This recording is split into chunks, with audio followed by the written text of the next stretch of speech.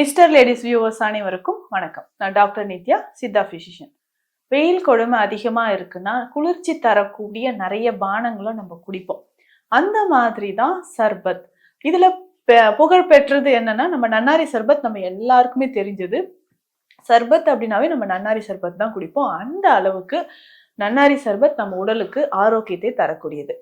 பொதுவா இந்த நன்னாரி அப்படின்னு சொல்றது ஹெமிடிஸ்மஸ் இண்டிகஸ் அப்படின்றது அதோட பொட்டானிக்கல் நேம். இந்த நன்னாரிக்கு இருக்கக்கூடிய மருத்துவ குணங்கள் என்ன? நம்ம உடல்ல இருக்கக்கூடிய டாக்ஸின்ஸ் எலிமினேட் பண்றதுல இருந்து கொலஸ்ட்ராலை குறைக்கிற வரைக்கும் உடல் உஷ்ணத்தை குறைப்பதில் பெரும் பங்கு வகிக்குதுன்னு சொல்லலாம்.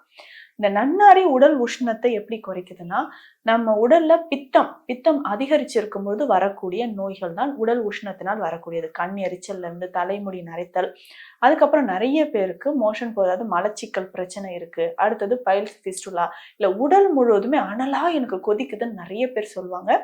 இந்த மாதிரி உடல் உஷ்ணத்தை குறைப்பதற்கும் உடல் உஷ்ணத்தினால் தோலில் ஏற்படக்கூடிய நிறைய பிரச்சனைகளுக்கும் நமக்கு நன்னாரி ஒரு மிக சிறந்த ஒரு தீர்வாக சித்த மருத்துவத்துல இருக்கு. அந்த வகையில பார்த்தோம்னா, நம்ம உடல் உஷ்ணத்தை குறைப்பதற்கு நன்னாரி எப்படி நம்ம பயன்படுத்துறோம் அப்படின்னா, இது சர்பத் மாதிரி நம்ம ஈஸியா குடிச்சிக்கலாம். இனிப்பு பொதுவா இனிப்பா இருந்துச்சுன்னா நம்ம எல்லாருக்குமே பிடிக்கும் இல்லையா? குழந்தைகள்ல இருந்து எல்லாருமே கொடுப்போம். அதுவும் மருத்துவ ரீதியாக இந்த நன்னாரியை நம்ம பயன்படுத்தும் போது அதிகமான பலன்களை நம்ம பெற முடியும். முக்கியமா பார்த்தோம்னா, மருத்துவ ரீதியாக அப்படின்னு பார்க்கும்போது இந்த நன்னாரியை நம்ம சர்பத் மாதிரி குடிக்கலாம். எப்படின்னா, இந்த நன்னாரி வேர் பகுதியை தான் நம்ம பயன்படுத்துவோம். அது நடுவுல இருக்கக்கூடிய அந்த வேர் பகுதிகள் எல்லாம் எடுத்துட்டு அந்த சுற்றுப்புறத்துல இருக்கக்கூடிய தோலை மட்டும் நம்ம நல்லா வாஷ் பண்ணி எடுத்து வச்சுக்கணும். இதை நல்ல தண்ணீர்ல ஒரு 2 லிட்டர் தண்ணீர்ல தேவையான அளவுக்கு போட்டு நல்லா நம்ம கொதிக்க வைக்கணும். ஒரு 20 நிமிடங்கள் 30 நிமிடங்கள் நல்லா கொதிக்கட்டும். கொதிச்சதுக்கு அப்புறம் இதை என்ன பண்ண போறோம்னா, நம்ம வடிகட்டி ஆற வைக்க போறோம். நல்லா ஆறுனதுக்கு அப்புறம் இது கூட தேன், ஒரு சிலர் இதுல வெல்லமோ கருப்பட்டியை கூட சேர்த்து எடுத்து வச்சுப்பாங்க. இதுதான் நன்னாரி சர்பத்தா நம்ம பயன்படுத்த போறோம். இந்த சர்பத்தை நம்ம எப்படி குடிக்கணும் அப்படின்னு பார்த்தோம்னா, தினமுமே இந்த சர்பத்தை நம்ம ஒரு 20 ml அளவுக்கு எடுத்து தண்ணீர்ல கலந்துக்கலாம். இந்த தண்ணீர்ல நம்ம என்னென்ன சேர்க்க போறோம் அப்படின்றது ரொம்ப ரொம்ப முக்கியம். நிறைய பேர் இது கூட சோடா சேர்த்து குடிப்பாங்க. அதை அவாய்ட் பண்ணிக்கோங்க. ஏன்னா ஒரு சிலருக்கு வயிற்று பகுதியில அல்சர் இருக்கு, இல்ல நமக்கு சரியாமை பிரச்சனை இருக்குன்னா சோடா சேர்க்கறத அவாய்ட் பண்ணிக்கலாம். இதுல இயற்கையான பானை தண்ணீர் இருந்தா சேர்த்துக்கலாம். நிறைய பேர் ஐஸ் கியூப்ஸ் போட்டு குடிப்பீங்க, அதையும் அவாய்ட் பண்ணிக்கலாம். ஐஸ் கியூப்ஸ் தேவையில்லது. பானை தண்ணீர் இருந்தா இந்த நன்னாரில சேர்த்துக்கலாம். அதுக்கப்புறம் நம்ம எலுமிச்சை சாறு சேர்க்கறது ரொம்ப ரொம்ப சிறப்பானது. எலுமிச்சை சாறு சேர்த்து தேன் கலந்து இதை நம்ம குடிக்கலாம். இது கூட நம்ம சப்ஜா விதைகளும் சேர்த்துக்கலாம்.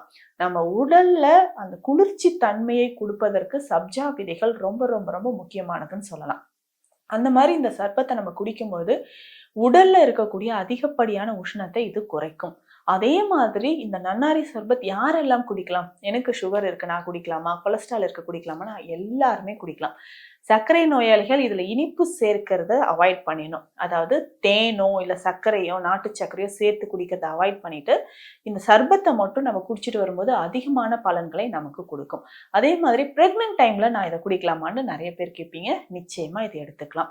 ஸோ பிரெக்னன்சி டைம்ல எடுத்துக்கலாம். இருதயம் சார்ந்த பிரச்சனைகள் இருக்கு, இல்ல ரொம்ப நாளா நான் ஏதாவது மருந்து மாத்திரைகள் சாப்பிட்டுட்டு இருக்கேன், நான் இதை எடுக்கலாமா? இல்ல அடிக்கடி எனக்கு ஃபிட்ஸ் வரும், வலிப்பு வரும், எனக்கு இந்த மாதிரி சில உணவு முறைகள் தான் எனக்கு சொல்லியிருக்காங்க, அந்த டைம்ல நான் இதெல்லாம் எடுத்துக்கலாமா? நிச்சயமா எடுத்துக்கலாம். நன்னாரி சர்பத் எல்லாருமே எடுத்துக்கலாம். நான் சொன்ன மாதிரி குடிச்சா அதிகமான பலன்களை தரும். அதே மாதிரி சிலர் பால் சர்பத் அப்படின்னு சொல்லிட்டு இது கூட கொஞ்சம் பால் கலந்து குடிப்பாங்க. குழந்தைகளுக்கு அது ரொம்ப ஆரோக்கியமானதாகவும் இருக்கும். ஏன்னா கொளுத்தும் வெயிலுக்கு நம்ம ஆர்டிபிஷியலா நம்ம எக்ஸ்ட்ராவா நம்ம வெளியில இருக்கக்கூடிய கலரிங் ஏஜென்ட்ஸ் இருக்கக்கூடிய ட்ரிங்க்ஸ் எதுவும் குடிக்காம நேச்சுரலா இந்த நன்னாரி சர்பத்தை குடிக்கும் போது உடல்ல அதிகமான பலன்கள் கிடைக்கும். இதுல ஒரு சிலர் என்ன பண்றாங்கன்னா, இளநீர்ல இந்த நன்னாரி சர்பத்தை கலந்து குடிச்சோம்னா அவ்வளவு டேஸ்டியா இருக்கும். ஸோ இது பெண்களுக்கு வயிற்றுல புண்ணு இருக்கு, இல்லை ஒயிட் டிஸ்சார்ஜ் இருக்குன்னா ரொம்ப ரொம்ப எக்ஸலண்டா இளநீர் சேர்த்து குடிக்கலாம். அதே மாதிரி இன்னும் நான் ஒரு விஷயம் சொல்றேன். நுங்கு சேர்த்து இந்த நன்னாரி சர்பத்தோடு சாப்பிடும்போது அவ்வளவு டேஸ்டி அண்ட் ஹெல்த்தியா இருக்கும். ஸோ இயற்கையான முறையில நம்ம உடலை பாதுகாக்கக்கூடிய இந்த நன்னாரி சர்பத்தை வெயில் காலத்துல நான் சொன்ன மாதிரி இப்படி பயன்படுத்துங்க. அதே மாதிரி எலுமிச்சை சர்பத்தும் நம்ம பயன்படுத்திக்கலாம். ஸோ எலுமிச்சை சர்பத்தும் இதே மாதிரி தான். எலுமிச்சை கொஞ்சம் அதிகமா எடுத்துக்கிட்டு இதுல கொஞ்சமா நம்ம நன்னாரி சர்பத்தை சேர்த்து குடிக்கும்போது அதிக பலன்கள் கொடுக்கும். ஒரு சிலருக்கு இன்டைஜஷன் ப்ராப்ளம் இருக்கு, அஜீரண தொந்தரவுகள் இருக்குன்னா இதுல கொஞ்சம் புதினா இலைகளை சேர்த்துக்கலாம். புதினா இலைகள் சேர்த்து குடிக்கும்போது உடலுக்கு குளிர்ச்சி தருது மட்டும் இல்லாம செரியாமை பிரச்சனைகளுக்கும் அது சிறந்ததாக இருக்கும்.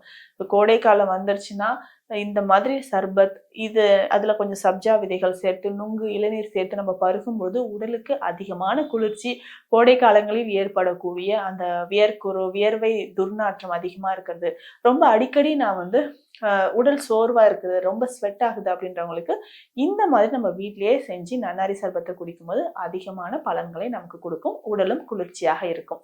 மீண்டும் அடுத்த பதிவில் சந்திக்கலாம். நன்றி.